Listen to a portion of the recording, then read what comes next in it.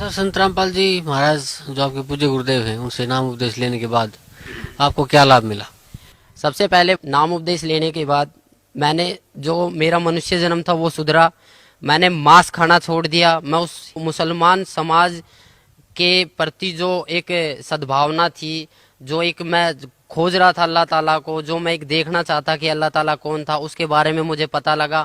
फिर मैंने यहाँ से जितने भी अपने मुसलमान भाई हैं, जितने भी अपने मुल्ला काजी, उनसे पूछा कि भैया ऐसे इस बात है। दुआ सलाम भी करता था, सारे काम करता था। वो 2-4 बार मेरी बातें सुनते थे।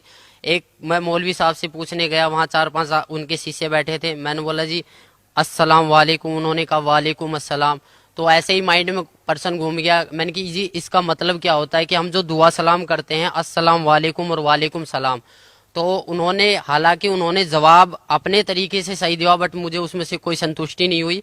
फिर मेरा दूसरा जो क्वेश्चन था, मैंने कि आप एक बात बताइए कि अल्लाह ताला, आप कहते हो कि अल्लाह ताला बेजून है, निराकार है, अल्लाह ताला दिखाई नहीं देता, अल्लाह ताला को पाने की कोई विधि? वो कहते हैं जी जकात निकालो। जकात का मतलब होता है कि अपना जो पैसा होता है उसको मालिक की राह में कुर्बान कर दो, मालिक की राह में दान कर दो। मैंने बोली जी कैसे दान करते हैं? बोला जी आप एक काम करो, जकात का मतलब होता है कि आप चावल में मांस बनवाइए और उसको गरीबों में बंटवाइए। तो मैंने वहां से ये ठान लिया कि मैंने सोचा कि जो ये बंदा बोल रहा है, मैं बोला जी इसका परिणाम जो है हमारी कुरान शरीफ में है? उन्होंने बोला जी कुरान शरीफ में नहीं है, हदीस में है। मैं बोला जो आसमानी किताबें उतरी है, हमारी कुरान शरीफ उतरी है, तौरेत उतरी है, इंजील उतरी है और जम्बूर उतरी है, इनके अलावा अगर आप मेरे को कोई और किताब दिखाओगे तो मैं कैसे मान लूंगा? बोला जो कुरान शरीफ है उसमें तो खाली अरबी भाषा है और जो हदीस है उसके मायने हदीस में है। मैं बोला फिर जो कुरान शरीफ हिंदी में निकल रही है उसका क्या अर्थ है?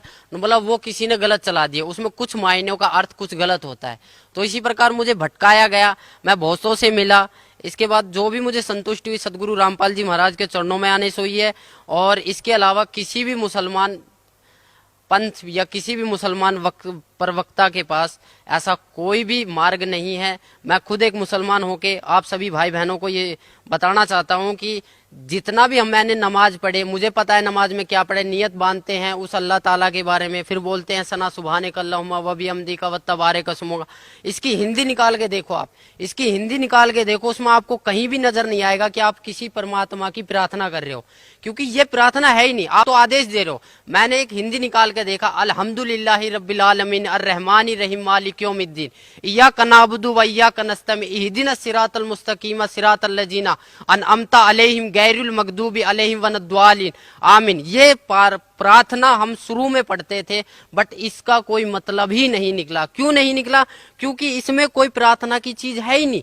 हम तो आदेश दे रहे हैं कि ए पैगंबर तू वहां जा, तू फलानी जगह कर, तू ये काम कर, तू ये काम कर, ये तो हम एडवाइस कर रहे हैं। पर हमें एक प्रार्थना करनी है, हमें नमाज का मतलब समझना है। नमाज चीज क्या है? नमाज का मतलब जो है परमात्मा बताते हैं कि नमाज का मतलब होता है कि अरदास लगाना, अपनी प्रार्थना लगाना, नित्य नियम करना। हमें 5 टाइम की नमाज दी है, फजर, जोहर, असर, मगरिब, ये 5 टाइम की जो नमाज दी है। पर आज लग हमने नमाज कौन सी सच्चे दिल से पढ़ी? कहीं भी हमें इस फजर की नमाज में जकात अलग हो जाती है, सुन्नत अलग हो जाती है, रकात अलग हो जाती है, कुछ भी अलग हो जाता है, पर परमात्मा तो एक है। हम पैदा होते हैं तब हम हिंदू होते हैं, और जब जो हमारी मुसलमानी कर दी जाती है फिर हम मुसलमान बन जाते हैं। ऐसा क्यों? अगर मालिक मुसलमान ही बनाना था तो वो जो मुसलमानी होती है वो ऊपर से ही क्यों नहीं बना के भेजी? इसका कोई जवाब है? किसी भी मुल्ला जी के पास इसका कोई जवाब नहीं है। ना ही हमारे मोहम्मद साहब ने कभी मांस को छुआ था।